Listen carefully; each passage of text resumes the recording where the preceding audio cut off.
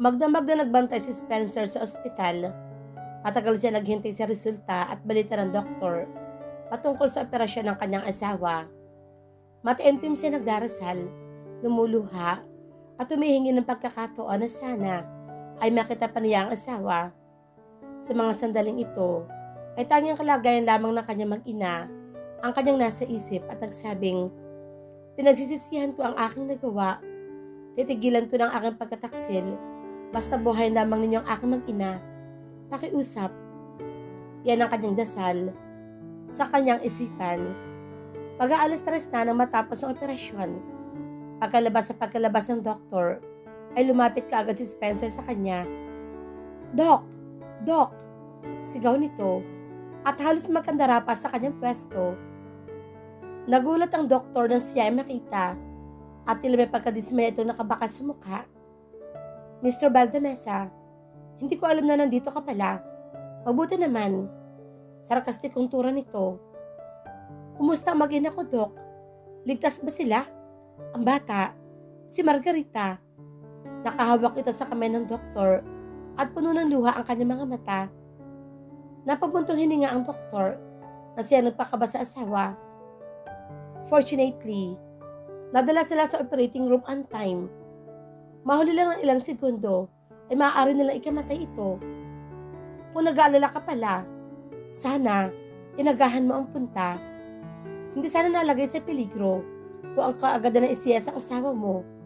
Umiling-iling ang doktor. Pero hindi naalintana pa ni Spencer ang galit ng doktor. Napaupo na lamang ito sa sahig at nakahinga ng malalim. "Salamat, Dok. Salamat talaga." Maya-maya pa, ay kasunod ang inilabas si Aurora mula sa operating room. At kasunod, ang isang bata na nasa loob ng incubator. Gumapang papunta sa dalawa si Spencer. "Dok, bakit nasa incubator ang bata? Anong problema sa anak ko? Anong lagay niya?" Tarantang-taranta ito. Mananatili sa NICU ang bata. Kailangan nitong obserbahan. Walang pwede ng 2 buwan, kaya kailangan nito ng suporta. Paliwanag ng doktor. "Ang asawa ko, kailan siya magigising?" Pagsusuri ni Spencer. "Galing siya sa anesthesia. Baka mamayang hapon pa siya magising. At pakiusap, huwag mo masyadong istresin ang asawa mo." Sarkastikong dagdag pa nito. At sinundan ni Spencer ang nagdala kay Aurora pabalik sa VIP room. Habang ang bata ay diniretso sa NICU, nanatili si Spencer sa tabi ni Aurora hanggang sa ito ay magising. Lagpas alas 5 na ng hapon nang ito ay magising. "Mahal, mahal, naririnig mo ba ako?" Hinuwakan na mahigpit ni Spencer ang libreng kamay ni Aurora at tinawag ito na mapansin. Binuksan na niya ang kanyang mga mata. Pero hindi niya inaasahan ang reaksyon ng asawa. Kahit groggy at mahina pa, ay nagawa nitong iwas-iwas ang kanyang kamay upang matanggal ang pagkakahawak ni Spencer sa kanya. "Mahal, pakiusap. Hayaan mo ako sa iyong tabi. Aalagaan kita. Pangako, hindi na kita iiwan." Pangako ng isang lalaking makasalanan. Pero baka sa mukha ni Aurora ang pagod at hirap. O kaya naman, buong lakas na ibinuka ang kanyang bibig. Pero hindi ito marinig ni Spencer. Kaya naman, maingat ang inilapit na tenga sa bibig nito. Unti-unti man at mabagal ay narinig din niya ang nais itong iparating. "Walang hiya ka. Hayop ka. Layas. Lumayas ka." Gulat na gulat si Spencer dahil unang beses na yung marinig na magmura si Margarita. Kahit galit na galit ito noon, ay hindi kailanman nagmura ang asawa. Bago ito sa pandinig ni Spencer na kanyang pinagtaka, pinangatwiranan niya ang kanyang maling nagawa. Margarita, mahal, kailan ka pa natuto magmura? Pakinggan mo muna ako, pakiusap." Pero si Aurora na nanggaling sa bingit ng kamatayan ay tila ng tauhan sa kagaguhan ng kanyang asawa, kung kaya hindi siya nagpatinag. "Umalis ka. Wala akong asawang hayop. Layas." Nalaala bigla niya ang bilin ng doktor, kung kaya naman nagpasya siyang lumabas muna ng kwarto.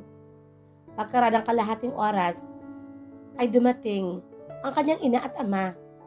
Katulad ng inaasahan, nilagpasan lamang siya ng kanyang ina habang isang maluto ng sampal at batok ang inabot niya sa kanyang ama. Wala ka bang ibang alam gawin kundi pasakitin ang ulo ko? Ano nangyayari sa iyo? Simula ngayon, wala akong anak na kagaya mo. Tarantado. Pag may nangyari sa apo ko, ako mismo ang lulumpo sa iyo. Galit na galit ang kanyang ama at dinig ito ng lahat ng staff sa ospital. Sa kauna-unahang pagkakataon ay nakatikim siya ng pamamahiya ng kanyang ama. Sumama ang kanyang loob. Palagi niya itong sinusunod. Pero dahil sa isang pagkakamali lamang ay nakalimutan nito ang kanyang pagiging mabuting anak. Hindi siya nagsalita pero nakakuyom ang kanyang mga kamay. Nagtitimpi upang hindi gawa ng masama ang ama. Bakit? May reklamo ka? Ayusin mo ito, Spencer. Sinasabi ko sa iyo, pupulutin tayo sa putik ni Mr. Shin. Anong balita? Ang dami mong dapat ayusin. Sermon pa nito. Gusto man niyang isampal sa kanyang ama na nakuha niya muli ang kontrata. Hindi na ito magawa. Dahil malalaman ng kanyang ama na nagkita sila ni Rosario at malalaman din ng kanyang ama na ang babae na kasama niya ay siya nga, ang asawa ng taong pinagkakautangan ng kanilang pamilya. Kaya kinain niyang lahat ang binabato nito masasakit na salita. Hinintay niya matapos ito at pumasok sa kwarto ng asawa. Bago siya lumabas ng ospital at nagwakmak sa kanyang sasakyan. Pagkapasok sa loob ng sasakyan, ay doon siya nagsisigaw. Bakit nangyayari ito? Bakit? Ay nito ko Rosario at sabihin sa kanya ang balita. Dapat imabalaan ko siya. At sa pagkakataon ito ay naalaala niya na wala sa kanya ang kanyang cellphone. Hindi niya alam ang kanyang gagawin. May nagsasabi sa kanya na huwag nang bumalik pa ng hotel. Kaya ang tanging paraan lang ay tawagin ang kanyang phone. Naghanap siya ng payphone dahil hindi dapat malaman ng sinuman na nawala ang kanyang cellphone. Dahil maraming mahalagang dokumento tungkol sa kanila ang nakalagay doon. Kapag minamalas talaga, sigaw pa niya. Pagkaraan ay lumabas na nga siya at tumawag sa payphone. At kagaya ng inaasahan ni Rosario, nag-ring at nag-vibrate sa mesa ang phone ni Spencer habang magkausap sila ni Russo. Hinayaan niya makadalawang tawag ito bago niya sagutin. Sinabihan niya si Russo na makinig at huwag gumawa ng ingay.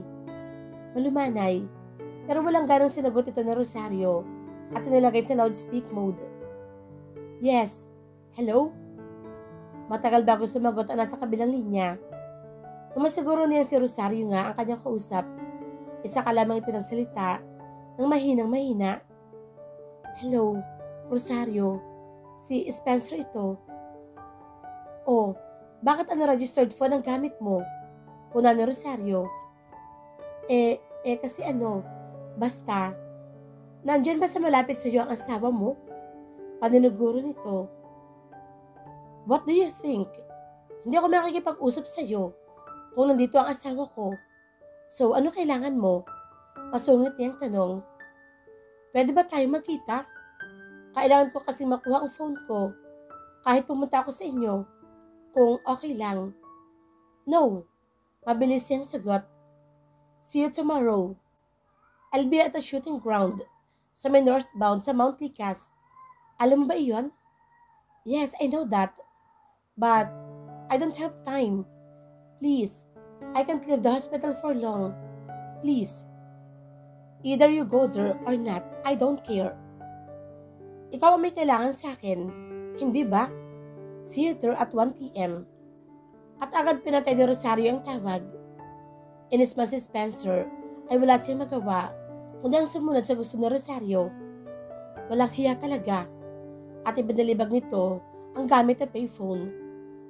Kinabukasan sa shooting ground, isang pustahan sa pagitan ng mga mayayamang tao ang nagaganap. Kabilang sa skate shooting club, ang mag-asawang Daniel at Rosario.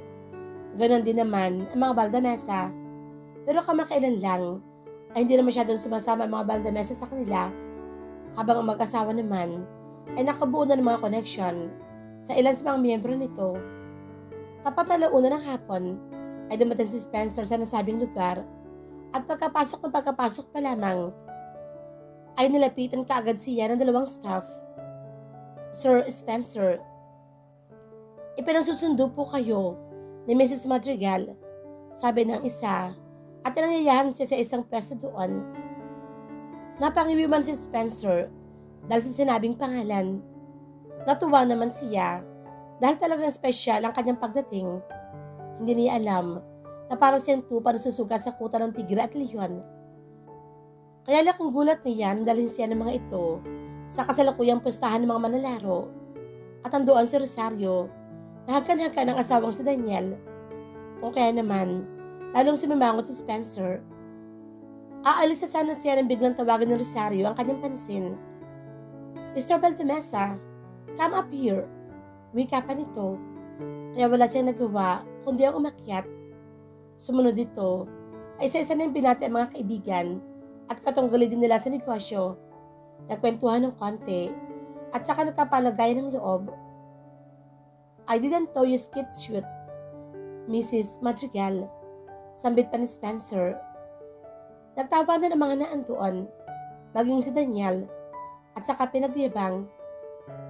Oh, then, you gotta wait and see what my wife can do, Mr. Valdemesa. Sabay haplos ito sa mukha at labi ni Rosario, na tila ikinaselo si Spencer. Yes, that's true, Mr. Valdemesa. Isa siya sa pinakamagaling dito.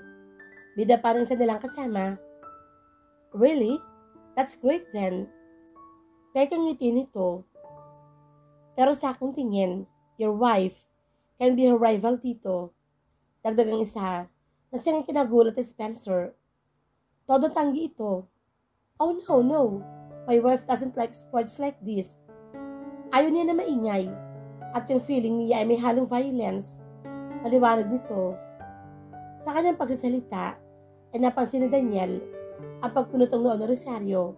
Kung kaya naman, hinawakan niya agad ang kamay nito. Hinalikan at binulungan. Relax, my wife. You aren't her. Oh, then I guess your wife kept it a secret from you. Madalas siyang kasama ng iyong papa dito at isa siyang pinakamagaling bumaril. Mas magaling pa nga siya sa iyong ama eh. Kontra ng isa. Gulat na gulat si Spencer at hindi makapaniwala sa kanyang narinig. Tumawa ito at nagpalusot. I guess my wife wants to surprise me then. At alanganin ito nakisabay sa kanilang tawanan. Well, too bad. Hindi kami makakapag-duel. Dahil nasa ospital siya ngayon, I hope she gets well soon. Singit to Rosario. Tumahimik si Spencer saglit at ngumiti na lamang. Iniisip kung paano na agad makukuha ang phone kay Rosario. So, what about this? Why not you and I have a duel instead? Hamon niya kay Spencer. Hindi alam ni Spencer kung siya ba ay may insulto o hindi. Hindi kasi siya nakikipagpaligsahan sa isang babae. I guess it won't be a good idea. Wika niya. Unless you're a sexist. You aren't, are you? Bitag naman ni Rosario. Or afraid to lose? Gatong Daniel. Namula sa pagkapahiya si Spencer kung kaya pumayag ito. At lahat kasi ng titira ay kailangang pumesto sa mataas sa bahagi. Kaya magkakaroon sila ng oras upang makapag-usap ang dalawa. Nang sila ay nasa cable car na, ay sinadya ng Rosario na matumba upang siya saluhin ni Spencer. Are you okay? Pag-alaala ng lalaki na walang kamalay-malay. Yes, I am. Did you miss me? Matapang na tanong ni Rosario. Habang si Spencer naman ay nag-aalangan dahil sa kalagayan ng kanyang asawa. Pero bigla siyang hinalikan ni Rosario at sinigsik ang buong katawan nito sa kanya. Walang nakakakita sa atin dito. Tell me, did you miss me? Ulit ito. Tumango si Spencer at hinalikan siya na matindi. Hindi ko mapigilang hawakan ka. Sigaw pa nito. Ngumiti ang babae sa kanya at ginawang isang bagay na tanging si Margarita lamang ang may alam. Kaya napaatras si Spencer ng bahagya. What was that? Gulat niyang tanong. Ang alin? This? at muli niyang inulit ang kanyang ginawa. Binrush niya ang kanyang ilong sa ilong ng Spencer at hinalikan sa noo. Yes, I saw your wife doing it, so ginagaya ko lang. Did you like it? Unang clue na binigay sa kanya ni Rosario. Alam kasi niyang hindi ginagawa ni Aurora. At tama nga siya. Bigla siyang napaisip. Ilang taon nang hindi ginagawa ng asawa ko yun sa akin. At bago lang kita kakilala, paano mo nalaman iyon? Tanong niya. Ilang sandali pa, nasa tuktok na sila. Kaya bago magsimula ang laban, ay nagkaroon sila ng pustahan. Kapag nanalo ako, ibibigay ko ang phone mo sa harapan nilang lahat at halikan kita sa pisngi, sabi ni Rosario. At paano kapag ako ang nanalo? Tanong naman ito. I will let you do it inside the cable car while standing. Be rough as much as you could. And I will let you know a secret about me and about your wife, Margarita Pineda. Ngumiti ito naman pang akit. Ngumisi si Spencer.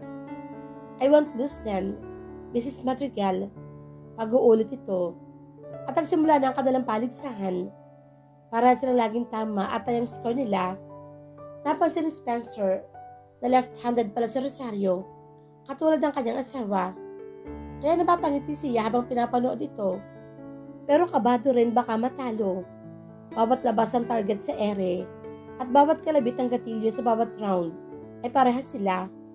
Ngayon ay ang huling target sa ere at kung sino sa kanila ang unang makatama dito ang siyang panalo. Alam ni Spencer na mas magaling sa kanya si Rosario, kung kaya kitang-kita niya ang pagkadismaya sa mukha.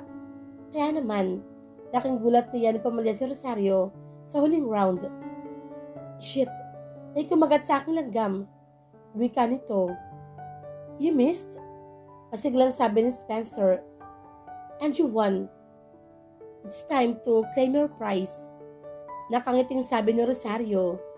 Kaya naman nilapitan nito ang operator ng cable car. At may binulong. Napatingin ito kay Spencer. At napatitingin di kaaya-aya.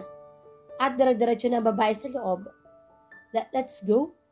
I am ready. Nanginginig na sabi nito. Dali-daling sumakay si Spencer na tila ba nakalimutan ang tungkol sa kanyang phone. Pagkasarado at pag-andar nito ay agad nang hinablot si Rosario at hinalikan. We don't have much time, so I'll be quick. Sambit pa nito. Don't worry. Sinabi ko sa operator na kanyang itigil pagdating natin sa itaas. Maya-maya pa ay huminto nga ito. Kaya naman, lalong ginanahan si Spencer. Binuksan agad ang zipper ng kanyang pantalon at saka ibinaba rin ang fitted leather pants si Rosario. Be as rough as you can, Spencer. Show me what you got. Make me scream. Sigaw nito. Hindi alintada ni Spencer ang nasa paligid. Maging ang maling pag-andar ng cable car. Tila hindi rin ito napansin ang kasalubong na cable car na nakakita sa kanila. Nakuhanan pa sila ng video at dahil nga sa tindi ng tensyon ay mukhang nasasaktan si Rosario at tila ginagahasa siya ni Spencer. Agad itong kinuhanan ng litrato ng isa nakakita. Sumigaw si Rosario. Spencer, bumababa na ang cable car. Bilisan mo na. At ito nga ang ginawa ni Spencer. At pagkaraan ay agad nang itinaas ang pantalong suot. Gayun din ang kay Rosario. Mabilisan ang lahat kung kaya naman magulo ang kanilang kasuotan, lalo ng buhok ni Rosario. Agad naman silang sinalubong ng mga kasama sa pag-aakalang nasira ang cable car. Agad tumakbo si Rosario kay Daniel. Bakit parang pawis na pawis ka, Spencer? At ang gulo ng damit mo? Sinubukan kong ayusin ang cable car. Wala sa loob kaya ganoon. At ang sila'y pabalik na. Saka binigay ni Rosario sa harapan nilang lahat. Kung kaya, kabadong-kabado si Spencer. Mr. Valdemesa, nangihinang sabi ni Rosario at nanginginig pa itong iniabot ang phone. Ito ang phone mo. Aksidente mong nahulog kanina habang nasa cable car tayo. Napatingin ang lahat sa kanya kaya binawi agad ito ni Spencer. Oo. Natalisod ako kanina. Sa biglaang paghinto at paggewang ng cable car, salamat. Pero si Daniel habang hawak ang asawa ay talagang manalilisik ang mga mata. Alam niya kasi anong nangyari sa loob ng cable car. Agad siyang niyakap ng Rosario. Get me out of here, please. My husband. This is my way. Let's go. Kung kaya kahit gusto niyang patayin si Spencer, ora mismo, ay inuna niya ang kapakanan ni Rosario. Pag alis sa mag-asawa, ay agad ding umalis si Spencer sa shooting ground. At pagdating sa kanyang sasakyan, ay agad ding inusisi ang kanyang phone hanggang sa kanya makita ang isang mensahe sa mismong number niya. Ang asawang kinakasama mo ngayon. Sigurado ka bang siya, si Margarita Pineda, at si Rosario Madrigal, wala bang kakaiba sa kanya? Spencer Valdamesa, kilala mo ba talaga ang asawa mo? At dito, tagumpay na naitanim ang buto na pag-aalinlangan sa puso't isip ni Spencer. Isang hakbang na tagumpay, kapalit ng sukdulang dangal.